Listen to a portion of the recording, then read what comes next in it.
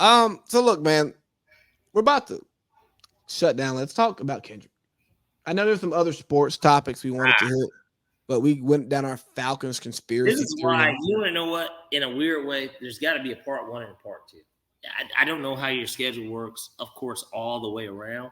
But even if there was a Wednesday power hour and Okay. then the full show Thursday, like an appetizer. And I know it's like a double dose or whatever.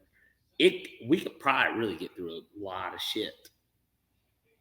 Yeah, no, we could pot twice a week easy. Like people don't understand between our Or even pre-prep, the early show and the late show, like Monday and then Thursday, like whatever. between pre-prep, the times we talk on the phone and we when we hang out, Then we go schedule through like time. Sometimes you were playing football or something. I know for me it's my daughter, and then like today I literally hadn't got to go grocery shop, so I had to go to the farmers, and that's the nah, specific place I needed to go. right, It chops us up. it does. But And then let's today, the only reason I have to even leave early today, happy birthday to Bryce. My nephew, he turns 3 today. He's in town. He literally just moved to Nashville. They're at my brother's house. They're doing barbecue. But I told my brother, his dad, no, we got a very important pod to do, and this was important. But I don't want to show up too late either, just because it's yeah, no. we'll And get. we're respectful here. Let's talk about Kendrick's album. Okay. I got a few notes on Kendrick's album. Go ahead. Actually, I want you to soliloquy this shit because I've got a boatload to say, and I'm sure in the group, maybe if you've seen everything I said, Josh, all these Yeah. people that I listened to it the first night it came out. Like I listened to it dark in my room at 1 a.m. But I listened to it in full the one time through, and now throughout the week I've got to actually chew on it, and now I have a different opinion than my original, but it still kind of lines up with my original opinion. Go ahead. Okay, so let me put it out here. When Parlay Pete gave me this topic, I said, yeah, Kendrick's a great performer, but he doesn't rap for me. Then I listened to the album the first time and I liked a few songs and I said, yeah, great performer, but he's not rapping to me. Then I gave it a second listen and a third listen.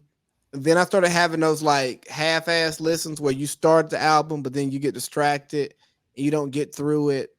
And I go, okay, I like the theme of this album. I like what he talks about because I think that what Kendrick was talking about is very reflective of what this podcast talks about. You know, who's calls it good nap music, and some of those songs will sing you right to sleep. But some of the songs that really stuck out to me was in 95. For one, he's talking about the masks. Those are the masks that we wear. And though they cover up so much of who we are. And I think that so many people try to cover themselves behind their causes that they lose sight of who they are. Because he talks about, ooh, you ugly as fuck, you out of pocket. And it's talking about You playing people just that? champion their causes, living behind these filters, living behind plastic surgery, Instagram, and all this stuff. And it's like, dog, you ain't even happy with yourself. You're just trying to flex and be somebody that you ain't just because. And that's ugly. You know what I mean? And then he talked about all the hypocrites who think their cause is the only cause. Nah, bro. Like, just because bad things are happening to black people don't mean that bad things ain't happening to Asian people. And bad things ain't happening to gay people. And bad things aren't happening to trans people. Because, see, here's one thing y'all won't hear me do too much often on this platform. Maybe never again.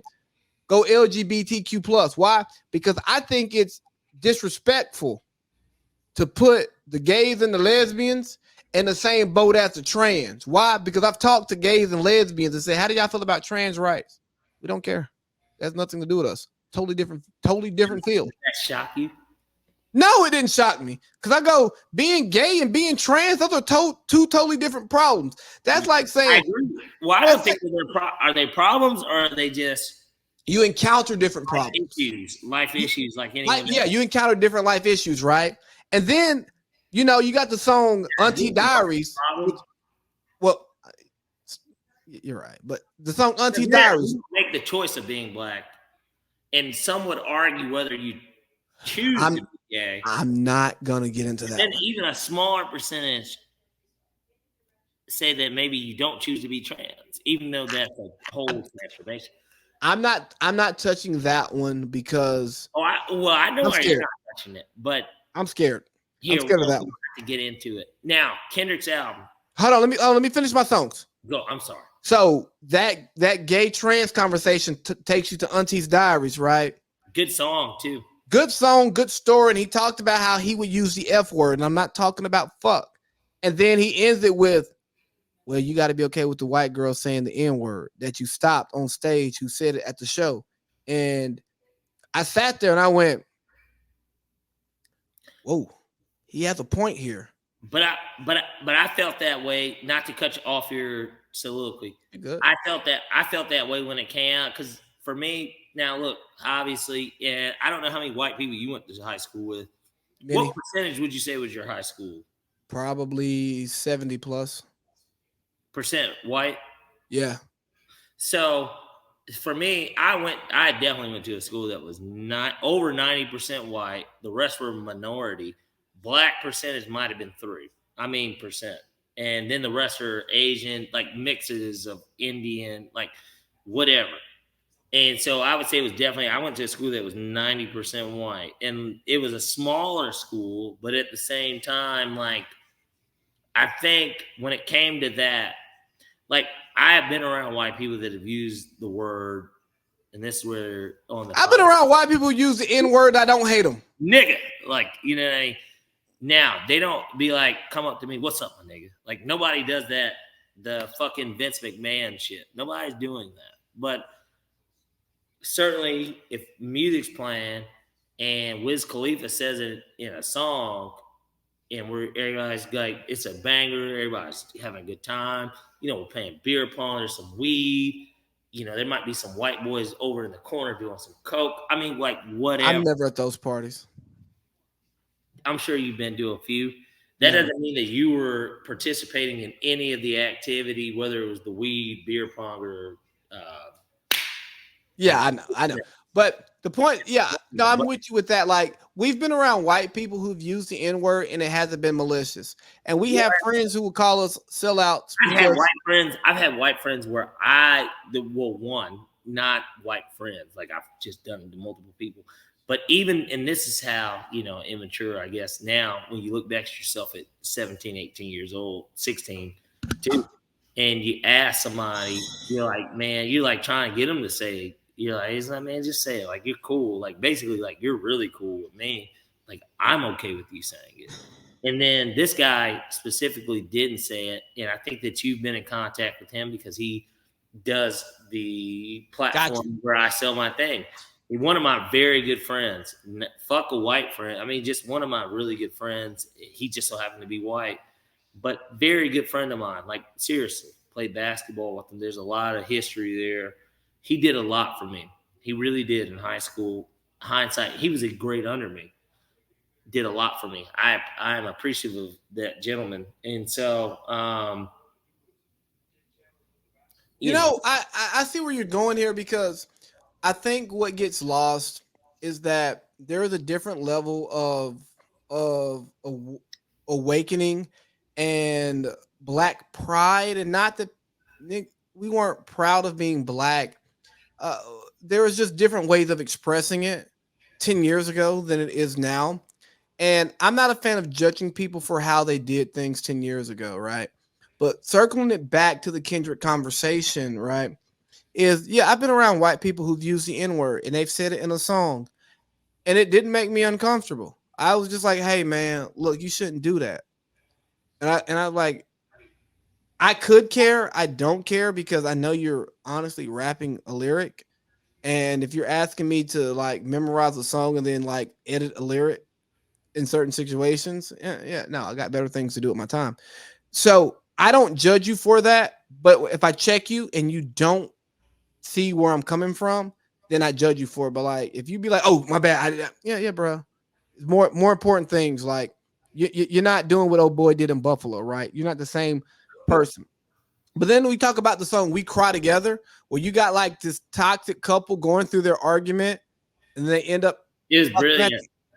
they end up fucking at the end. You go, yeah, that's how most people solve their problems. They argue, and then one gives in, they have sex, but they never get to the core of the argument. And I'll tell you something, bro. In my relationship, I love my relationship. I love where it is. I love where it's I, grown. And I think that one of the things that's made it work is that we don't fuck our problems away. Like when we having real problems, I'm not even turned on. Like, don't try to fuck problems out of me. Cause I don't want to fuck. Like if I'm not into you, if we're not connecting, I don't want to have sex. See, I took that song differently in a sense of not that that's what he was trying to portray, but more so from a perspective of he's not fucking his problem away, but that everybody goes through this phase or just in general. Now, if it happens too often, clearly there's an issue. But like if you're just talking enough and it's happening, I'm so screwed. See, I can't believe it took you. I see the perspective you're saying, but that whole album gave me vibes of Kendrick judging society. And I think that he was casting more judgment and criticism on society for fucking their problems away. And I'm okay with that. I'm not knocking him for doing it. I think, yeah, you should probably do that. What song? I also like Savior because he pretty much said stop looking up to celebrities. We don't know everything. We're not your hero. That. That's my favorite song on the album. Let me tell you, just even to run through it real quick. Hold on. What was the song we were just talking about? We Cry Together. Guilty Conscience by Eminem and Dr. Dre. Dr. Dre, I love it. So that's a song where they're going back and forth, but they're talking about like mental and the situation that's in front of them. To me, that song, it's not similar, but like, and I know a lot of people brought up Kim by Eminem or whatever, but like, nonetheless, with the Mr. Morale and the Big Steppers, first of all, what was I about to say? Hold on. Come on now. The Heart Part 5. In general, I thought he set the stage really well because I thought the album was going to be more on that theme. That wasn't really the theme of this album. No. But I thought it was great. Like I had listened to all the Heart parts before. Okay. And I thought that was the best one. Maybe because he made a whole music video and like the music video was pretty cool. But the songs I really liked, I liked N95, and clearly he's about to push that as the single because that's about to be. Well, yeah, because he did the when he starts rapping like that, that's single. That was kind of the song that could be, not to say it's gonna be the We Gonna Be All Right, like it's kind of like the single. It can get played outside. My favorite song, you already brought it up. I love Savior. I think Savior might be the best song on the album. I love Savior. Auntie's Diaries just became more of a favorite. Mr. Morale was a great one. Mother Server is great. I like Father Time. Sounds like you like the album more than you did in the group text. Josh tried to make it villainous as if because I said that his other 3 studio albums were better. I actually still feel that way. I still think that the other 3 albums are better listens front to back than this one. That's fair. But he definitely has some songs on here that I personally am like, I love shit. I just like the direction that he went to that with the album. The Savior interlude with Keem. That's why I sent that message into the group too. I was like, Keem. I'm not saying he's a superstar, but everybody's trying to make Jack Harlow a superstar. I'm just saying that Keem can get to that level too. Jack Harlow ain't that. Huh? Jack Harlow ain't that. He's whatever to me. I mean, I'm not saying like. Here's the thing: when it comes to white boys rapping, especially, because this is a podcast and we can definitely say white boys rapping. Yeah. Not to put on my best impression of Goldmouth Tommy, but white boys rapping. You know what, man? As a matter of fact, I'm imitating that nigga. White boys rapping. Nah, that's how Goldmouth Tommy sounds. Shout out to Goldmouth Tommy. Yeah, you go ahead and chug that. But no, Jack Harlow not it, because to me I need that. he's supposed to be the replacement for like Mac Miller, and Mac Miller was anyone that actually listened to Mac Miller. First of all, Mac Miller's got one of the best mixtapes of all time. Faces is like legendary, in my opinion. Josh Hosey agrees. Not that Josh Hosey is an impresario of anything. No, he's not, because Josh Hosey made us listen to The Weeknd for an entire night. The Weeknd is great too. I've had plenty of good sex to it. So like, we were hanging out as guys at his apartment. We weren't trying to have sex. You're talking about when we hung out with him. Yes, I'm talking about in college when The Weeknd was really getting on. Nonetheless, even with that, that's Josh. That's Josh though. But The Weeknd's a superstar. I mean, he did the Super Bowl, right? Like, he's a superstar. All I'm saying is this. A guy like Jack Harlow is Jack Harlow. Like, he's not like, to me, Mac Miller would have been in the same predicament that Jack Harlow's in if he was still up. Mac would be bigger. I don't know if Mac would be bigger, but I think there's an argument for Mac being better. I think Jack Harlow. He is better, but I believe he'd be bigger. Man, I think Jack Harlow has DJ Drum behind him. He's doing lines with Drake at the fucking Kentucky Derby. Yeah, y'all saw the picture. If you didn't, I'm not reporting anything that you didn't already know. So here's what I think about Kendrick real quick. I think that Kendrick, he talked about it, how he had writer's block for 2 years. I think he was uninspired. And he finally said, you know what? Fuck y'all. I'm going to talk shit about y'all. Y'all don't get it. I don't want to be a celebrity. I just want to be a great rapper. And so I'm going to give y'all some great raps, and I'm going to go to Ghana and not be seen again for another 5 years. And I think that he provided commentary on life that needed to come from a major voice, a major platform. Like, and what song was that? And Savior, when he talked about the whole COVID thing and being mad at Pfizer, then being mad at Kyrie, doing the difference between like, yeah, bro, we anti-vax until we catch that thing without the vax, and that shit hurt, and you laying in bed for 3-4 days like, oh, I could have done more. He just speaks to the human situation so much better than these other rappers. Like Kendrick, he raps like he make $35,000 a year most of the time. Don't he? It's only funny. Like, I'm not even saying to be an asshole, but like he rap like he ain't rich as fuck. I really feel what you're saying, because it is like he acts like he's detached. Like he isn't detached from society. But then again, you know what? Here's the thing. I don't know nothing about these California niggas. Now, Kendrick don't go back to his hood like these other niggas that when they go back, they get killed. Well, you shouldn't go back to your hood. You're rich. He's very private. And that is the thing. He's somebody that's not heard from